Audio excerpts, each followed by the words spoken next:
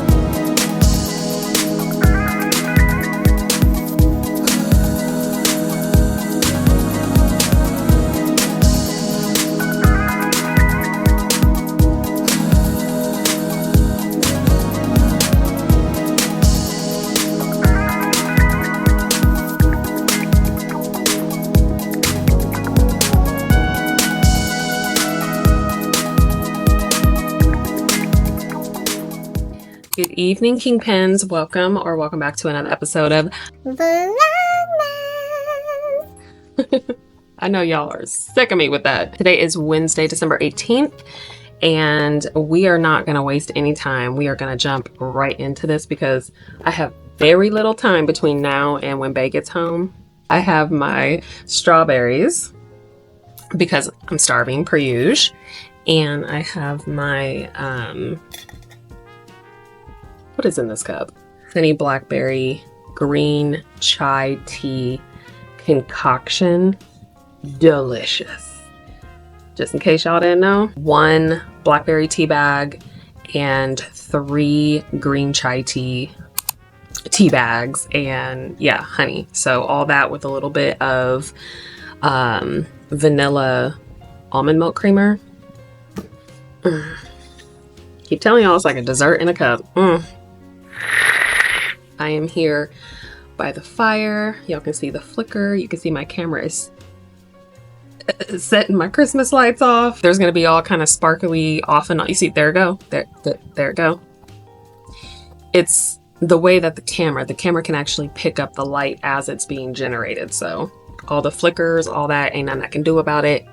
Look past it. So we're going to jump right into where we left off here with this book, Atomic Habits, and it is a good book. They were not lying, so I'm eager to get through it. But let me just set the expectation. We're gonna be reading this well into January, y'all. Well into January. We are about to start the 2nd chapter.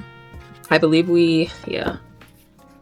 oh, my bookmark fell out, but I'm pretty sure we left off on page 30. So I'll reintroduce the chapter. It is called How Your Habits Shape Your Identity and Vice Versa. Yeah, so we're going to start here and we're going to read the rest of this chapter, and hopefully we will finish it before Bae walks through that door, because when she gets home, she's going to require that couch, that TV, and this fireplace immediately, and something hot to eat. So I'm going to have to jump into my wifey duties. Anyway, but before we get back into this book, let me give you the usual spiel. It's your girl. That is me. I am King Kinsey, and welcome back to my channel. If you are new here and want to join the KiNGPiN community, it is simple and most importantly free. Go ahead and click that subscribe button, and remember to give this video a thumbs up if you enjoy your stay. All right, without further ado, Chapter 2. Ooh, look at me rhyming. Why is it so easy to repeat bad habits and so hard to form good ones? Few things can have a more powerful impact on your life than improving your daily habits. And yet, it is likely that this time next year, you'll be doing the same thing rather than something better. Yeah. It often feels difficult to keep good habits going for more than a few days, even with sincere effort and the occasional burst of motivation. Very true. Habits like exercise, meditation, journaling, and cooking are reasonable for a day or two and then become a hassle. Yeah. Like reading. Once your habits are established, they seem to stick around forever, especially the unwanted ones, for sure. Despite our best intentions, unhealthy habits like eating junk food, watching too much television, procrastinating, and smoking can feel impossible to break. Ain't nobody breaking that one. Changing our habits is challenging for two reasons. We try to change the wrong thing, and two, we try to change our habits in the wrong way. In this chapter, I'll address the first point. In the chapters that follow, I'll answer the second. Our first mistake is that we try to change the wrong thing. So it gives us a nice little illustration here. It says, okay, track. Okay. 3 layers of behavior change. There are 3 layers of behavior change: a change in your outcomes, a change in your processes, or a change in your identity. That part actually kept on going. Our first mistake is that we try to change the wrong thing. To understand what I mean, consider that there are 3 levels at which change can occur. You can imagine them like the layers of an onion. The first layer is changing your outcomes. This level is concerned with changing your results, losing weight, publishing a book, winning a championship. Most of the goals you set are associated with this level of change. The second layer is changing your process, okay?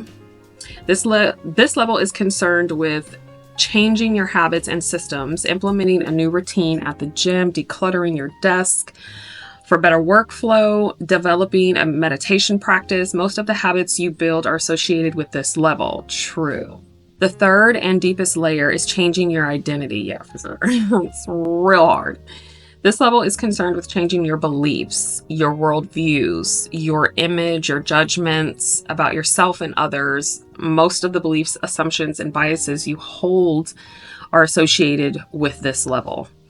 Outcomes are about what you get. Processes are about what you do. I love how it's nothing I don't already know, not at least so far, but how the message is being delivered to me, like how they're putting this and saying, like I said before in the last one, saying the same thing like 1,000 different times and 1,000 different ways. I love it because how they say it really, at least for me, sinks. So we have a second illustration, and it's outcome-based habits and identity-based habits. With outcome-based habits, the focus is on what you want to achieve. The identity-based habits, the focus is on who you wish to become. Cool. Got it. Identity is about what you believe. Yes. When it comes to building habits that last, when it comes to building a system of percent improvements, the problem is not that one level is better or worse than another. All levels of change are useful in their own way. Agreed. The problem is the direction of change. Okay. Many people begin the process of changing their habits by focusing on what they want to achieve. True. I'm no exception. This leads us to outcome-based habits. The alternative is to build identity-based habits. With this approach, we start by focusing on who we wish to become. Okay, so page 32. Imagine 2 people resisting a cigarette. When offered a smoke, the first person says, "No thanks, I'm trying to quit." It sounds like a reasonable response, but this person still believes they are a smoker who is trying to be something else. Okay. They are hoping their behavior will change while carrying around the same beliefs. I see where you're going with this, Mr. Clear. The second person declines by saying, "No thanks, I'm not a smoker." It's a small difference, but the statement signals a shift in identity. Sure does. Smoking was part of their former life, not their current one. They no longer identify as someone who smokes. I can apply this because when your girl became vegan circa 2018, I was struggling with that because to me it was about depravity. It wasn't about abundance of what I could eat. All I kept seeing was what I couldn't. So I truly didn't identify. I didn't I thought I did, but I didn't change my belief system. That's what he said, right? They're hoping their behavior will change while carrying around the same beliefs. Like, I was trying every single day to get chicken out my mind, to get beef out my mind. Girl, when I get at this vegan thing again, because I am going to give it another go and see if I can make it a permanent lifestyle change. I don't know when I'm going to do that. Probably when I move to Vegas sometime. I'm going to try to re-enter into that realm, but it is difficult if you do not know what you're doing. You've got to do the research. Moving on, do you see how long this is going to take? I cannot be talking to y'all. I got to just read. Most people don't even consider identity change when they set out to improve. They just think, I want to be skinny. Outcome, for sure. And if I stick to this diet, then I'll be skinny. Process. Okay, that makes sense. They set goals and determine the actions they should take to achieve the goals without considering the beliefs that drive their actions. They never shift the way they look at themselves, and they don't realize that their old identity can sabotage their new plans for change. That is 100% true. Okay, behind every system of actions are a self-system of beliefs. Yeah. The system of democracy is founded on beliefs like freedom, majority rule, and social equality. The system of a dictatorship has a very different set of beliefs like absolute authority and strict obedience. You can imagine many ways to try to get more people to vote in a democracy, but such behavior change would never get off the ground in a dictatorship. Yeah. That's not the identity of the system. Voting is a behavior that is impossible under a certain set of beliefs. Very well put. A similar pattern exists whether we are discussing individuals or organizations or societies. There are a set of beliefs and assumptions that shape the system and identity behind the habits. Behavior that is congruent with the self will not last. Yeah. You may want more money, but your identity is someone who consumes rather than creates. Then you'll continue to be pulled towards spending rather than earning. You may want better health, but if you continue to prioritize comfort over accomplishment, you'll be drawn to relaxing rather than training.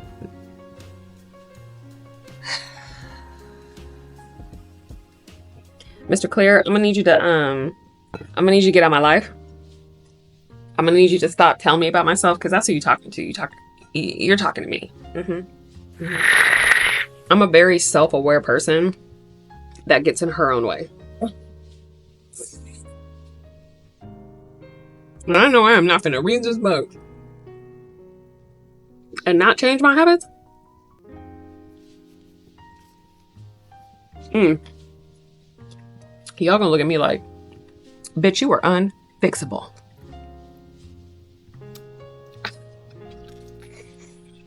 Please don't let me be unfixable. I'm sorry, I'm so hungry. It's hard to change your habits if you never change the underlying beliefs that led you to your past behavior. You have a new goal and a new plan, but you haven't changed who you are. Speak. The story of Brian Clark, no idea who that is, but the story of Brian Clark, an entrepreneur from Boulder, Colorado, provides a good example. For as long as I can remember, I've chewed my fingernails, Clark told me. It started as a nervous habit when I was young, and then morphed into an undesirable grooming ritual. One day I resolved to stop chewing my nails until they grew out a bit. Through mindful willpower alone, I managed to do it. Then Clark did something surprising. I asked my wife to schedule my first ever manicure, he said. My thought was that if I started paying to maintain my nails, I wouldn't chew them.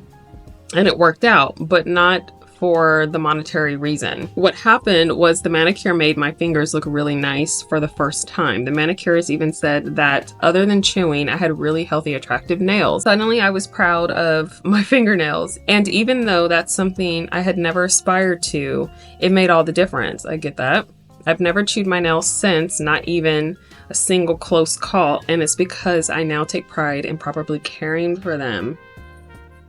I'm not even gonna lie, I can actually identify with that a little bit, because when COVID happened, I stopped getting my nails done and never looked back. My fingernails, I'll still get a pedicure every now and again, but it's not consistent. And for the most part, I'm doing them myself. And it is for monetary reasons. She is self-employed. and not monetized. Okay, click subscribe. I just spit all in my book. One more strawberry. The ultimate form of intrinsic motivation is when a habit becomes part of your identity. It's one thing to say, I'm the type of person who wants this. It's something very different to say, I'm the type of person who is this. Come on. The more pride you have in a particular aspect of your identity, the more motivated you will be to maintain the habits associated with. If you're proud of how your hair looks, you'll develop all sorts of habits to care and maintain for it. Yeah. If you're proud of the size of your biceps, you'll make sure you never skip an upper body workout. If you're proud of the scarves you knit, you'll be more likely to spend hours knitting each week. Once your pride gets involved, you'll fight tooth and nail to maintain your habits. Show the fuck will. Show the fuck will. That is hilariously accurate. True behavior change is identity change. You might start a habit because of motivation, but the only reason you'll stick with one is that it becomes part of your identity. Anyone can convince themselves to visit the gym or eat healthy once or twice, but if you don't shift the belief behind the behavior, then it is hard to stick with the long-term changes. Improvements are only temporary until they become part of who you are. God. Something about reading the words that really make it sink in. This is what reading does for y'all. Okay. The goal is not to run a marathon. The goal is to become a runner. And I used to run, and I'm going back to that too. Veganism, running, reader, I'm changing. The goal is not to learn an instrument. The goal is to become a musician. I'm okay. Your behaviors are usually a reflection of your identity. What you do is an indication of the type of person you believe that you are, either consciously or non-consciously. Research has shown that once a person believes in a particular aspect of their identity, they are more likely to act in alignment with that belief. Very, very, very true. For example, people who identified as being a voter were more likely to vote than those who simply claimed voting was an action they wanted to perform. Similarly, the person who incorporates exercise into their identity doesn't have to convince themselves to train. Doing the right thing is easy. After all, when your behavior and your identity are fully aligned, you are no longer pursuing behavior change. You are simply acting like the type of person you already believe yourself to be. Come on with it, Clear. Come on with it. Like all aspects of habit formation, this too is a double-edged sword. When working for you, identity change can be a powerful force of self-improvement. When working against you, though, identity change can be accursed. Once you have adopted an identity, it can be easy to let your allegiance to it impact your ability to change. Many people walk through life in a cognitive slumber, blindly following the norms attached to their identity. Yeah. And it's giving some examples here. I'm terrible with directions. I'm not a morning person. I'm bad at remembering people's names. I'm always late. Ugh. I'm not good with technology. Ugh, that's bad. I'm horrible at math. Wow. Yeah. Cognitive slumber. You just kind of accept where you lack. That's crazy. Blindly following norms. Wow. And 1,000 other variations for sure. When you have repeated a story to yourself for years, it is easy to slide into these mental grooves and accept them as fact. In time, you begin to resist certain actions because that's not who I am. Yeah. Okay, that makes sense. There is internal pressure to maintain your self-image and behave in a way that is consistent with your beliefs. You find whatever you can to avoid contradicting yourself. Which is why I feel so cringe when I disappoint myself and I don't follow through with what I say I'm trying to do because I didn't change my belief system to change my process to get the outcome that I wanted. I feel like I'm contradicting myself and I feel like a hypocrite and I feel like just a failure. Like when I ate those beef Jim Boy's tacos the other night. The more deeply a thought or action is tied to your identity, the more difficult it is to change it. It can feel comfortable to believe what your culture believes, group identity, or to do what upholds your self-image, personal identity, even if it's wrong. The biggest barrier to positive change at any level individual, team, society is identity conflict. Good habits can make rational sense, but if they conflict with your identity, you will fail to put them into action. That is very accurate. On any given day, you may struggle with your habits because you're too busy or too tired or too overwhelmed or hundreds of other reasons. Over the long run, however, the real reason you fail to stick with habits is that your self-image gets in the way. I need a strawberry. This is why you can't get too attached to one version of your identity, because you're always growing, or should be. Progress requires unlearning. That's a great word. That is a great word. Unlearning. Becoming the best version of yourself requires you to continuously edit your beliefs and to upgrade and expand your identity. Yes. Yes. This I know. This brings us to an important question. If your beliefs and worldview play such an important role in your behavior, where do they come from in the first place? How exactly is your identity formed? And how can you emphasize new aspects of your identity that serve you and gradually erase the pieces that hinder you? All right. The two-step process to changing your identity. I'm really glad this is only 2 steps. I'm happy for that. Your identity emerges out of your habits. You are not born with preset beliefs. Sure the fuck aren't. Every belief, including those about yourself, is learned and conditioned through experience. That just reminds me of something else, but accurate. More precisely, your habits are how you embody your identity. When you make your bed each day, you embody the identity of an organized person. That's me. When you write each day, you embody the identity of a creative person. When you train each day, you embody the identity of an athletic person. The more you repeat a behavior, the more you reinforce the identity. Oh my God.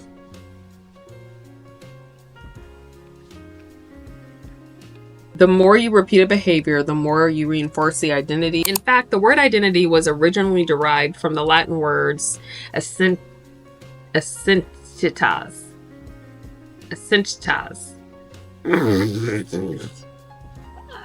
Okay. It's essentials, but we gonna roll with it. Now I got strawberry shit all in my tea. Which means being an identitum. Come on now, Latin. Identitum. Okay. Which means repeatedly. All right. Your identity is literally your repeated beingness. Okay, I get that. Whatever your identity is right now, you only believe it because you have proof of it. You go to church every Sunday for 20 years. You have evidence that you are religious. She's not. If you study biology for 1 hour every night, you have evidence that you are studious. If you go to the gym, even when it's snowing, you have evidence that you are committed to fitness. Okay. The more evidence you have for a belief, the more strongly you will believe it, for sure. For most of my early life, I didn't consider myself a writer. If you were to ask any of my high school teachers or college professors, they would tell you I was an average writer at best, certainly not a standout. When I began my writing career, I published a new article every Monday and Thursday for the first few years. As the evidence grew, so did my identity as a writer. I didn't start out as a writer. I became one through my habits. Of course, your habits are not the only actions that influence your identity, but by virtue of their frequency, they are usually the most important ones. Each experience in life modifies your self-image, but it's unlikely you will consider yourself a soccer player because you've kicked a ball once, or an artist because you scribbled a picture. As you repeat these actions, however, the evidence accumulates and your self-image begins to change. The effect of one-off experiences tend to fade away, while the effect of habits get reinforced with time, which means your habits contribute most of the evidence that shapes your identity. Got it. In this way, the process of building habits is actually the process of becoming yourself. Ray, build the habits. Build the habits. Just build the motherfucking habits. And you will enter the process of becoming your best self. I'm talking to myself. Self. Build the habits, bitch. This is a gradual evolution for sure. We don't change by snapping our fingers and deciding to be someone entirely new. Well, damn it. We change bit by bit, day by day, habit by habit. We are continually undergoing micro evolutions of the self, for sure. Each habit is like a suggestion. Hey, maybe this is who I am. If you finish a book, then perhaps you are the type of person who likes reading. If you go to the gym, then perhaps you are the type of person who likes exercise. If you practice playing the guitar, perhaps you are the type of person who likes music. Every action you take is a vote for the type of person you wish to become. No single instance will transform your beliefs, but as the votes build up, so does the evidence of your new identity. This is one reason why meaningful change does not require radical change. Small habits can make a meaningful difference. Bring it home. Bring it home, Mr. Clear, by providing evidence of a new identity. And if a change is meaningful, it actually is big. That's the paradox of making small improvements. Putting this all together, you can see that habits are the path to changing your identity. The most practical way to change who you are is to change what you do. This book is powerful. Like, I'm just giving you thigh. I'm giving you all types of leg. Okay, let's give me some examples. Each time you write a page, you are a writer. Each time you practice the violin, you are a musician. Each time you start a workout, you are an athlete. Yeah. Each time you encourage your employees, you are a leader. Each habit not only gets results, but also teaches you something far more important. You trust yourself. I like to think I do. You start to believe you can actually accomplish these things. When the votes mount up and the evidence begins to change, the story you tell yourself begins to change as well. Of course, it works the opposite way too. Every time you choose to perform a bad habit, it's a vote for that identity. Damn.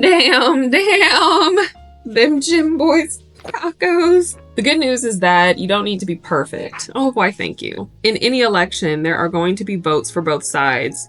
You don't need an unanimous vote to win an election. You just need a majority. Nicely put. It doesn't matter if you cast a few votes for a bad behavior or an unproductive habit. Your goal is simply to win the majority of the time. Yes. New identities require new evidence. If you keep casting the same votes you've always cast, you're going to get the same results you've always had. If nothing changes, nothing is going to change for sure. It is a simple two-step process, which is why when I was knee-deep in changing my habits and I formed a whole new identity, now I feel like I'm not her anymore. Like I feel like I need to get this damn thing charging before it cuts out on me. You know what? All right, now we over here, y'all. It's a simple two-step process. 1, decide the type of person you want to be. Prove it to yourself with small wins. For sure. First, decide who you want to be. This holds at any level, as an individual, as a team, as a community, as a nation. What do you want to stand for? What are your principles and values? Who do you wish to become? These are big questions, and many people aren't sure where to begin, but they do know what kind of results they want. To get a six-pack abs, or to feel less anxious, or to double their salary. That's fine. Start there and work backward from the results you want to the type of person who could get those results. Ask yourself, who is the type of person that could get the outcome I want? Who is the type of person that could lose 40 pounds? How he know I got exactly 40 pounds to lose? How you know that, Mr. Clear? That was very specific. Who is the type of person that could learn a new language? Who is the type of person that could run a successful startup? For example, who is the type of person who could write a book? It's probably someone who is consistent and reliable. Yeah, for sure. Now your focus shifts from writing a book, outcome-based, to being the type of person who is consistent and reliable, identity-based. This process can lead to beliefs like, I'm the kind of teacher who stands up for her students. I'm the kind of doctor who gives each patient the time and empathy they need. I'm the kind of manager who advocates for her employees. Once you have a handle on the type of person you want to be, you can begin taking small steps to reinforce your desired identity. I don't think I've ever given that much thought. I do now. I do. I very much, oh, my knees, everything is locking up. I very much have given thought as of late. Okay, Naomi, what you doing? What you doing, Mama Jew? Once you have a handle on the type of person you want to be, you can begin taking small steps to reinforce your desired identity. I have a friend who lost over 100 pounds by asking herself, what would a healthy person do? All day long, she would use this question as a guide. Yeah. Would a healthy person walk or take a cab? Would a healthy person order a burrito or a salad? She figured if she acted like a healthy person long enough, eventually she would become that person. She was right. Yeah, that's so true. You have to like brainwash yourself, literally, to believe it and then become it. That's how I lost 125 pounds. Yeah. That's exactly how it happened. I kept telling myself. And because I have been successful in doing this, approaching it this way before, I know I can do this again. The concept of identity-based habits is our first introduction to another key theme in this book: feedback loops. Your habits shape your identity, and your identity shapes your habits. It's a two-way street. The formation of all habits is a feedback loop, a concept we will explore in depth in the next chapter. But it's important to let your values, principles, and identity drive the loop rather than your results. Yeah, the focus should always be on becoming that type of person, not getting a particular outcome. The real reason habits matter. Identity change is the North Star of habit change. The remainder of this book will provide you with step-by-step instructions on how to build better habits in yourself, your family, your team, your company, and anywhere else you wish. But the true question is, are you becoming the type of person you want to become? Very true. The first step is not what or how, but who. You need to know who you want to be. Otherwise, your quest for change is like a boat without a rudder. And that's why we are starting here. For sure. Use my fucking strawberry seeds. You have the power. That's right. You have the power to change your beliefs about yourself. Your identity is not set in stone. You have a choice in every moment. You can choose the identity you want to reinforce today with the habits you choose today. And this brings us to the deeper purpose of this book and the real reason habits matter. Building better habits isn't about littering your day with life hacks. It's not about flossing one tooth each night or taking a cold shower each morning or wearing the same outfit each day. It's not about achieving external measures of success like earning more money, losing weight, or reducing stress. Habits can help you achieve all of these things, but fundamentally, they are not about having something. They are about becoming someone. Ultimately, your habits matter because they help you become the type of person you wish to be. They are the channel through which you develop your deepest beliefs about yourself. Quite literally, you become your habits. Yeah. This book is good. Like how he is saying this. How he is saying this is legit. Absolutely legit. And I like how each chapter, right after, there's a summary. Just in case, you're referring back, you can just highlight it and, refer back when you feel lost. I don't know. But again, thoroughly enjoying this book. I'm glad we got through chapter 2. We are leaving off here, chapter 3, how to build better habits in 4 simple steps. So this is the step-by-step process he's talking about. And I'm pretty sure we are still under the fundamentals. Yeah, because when does this change? The first law.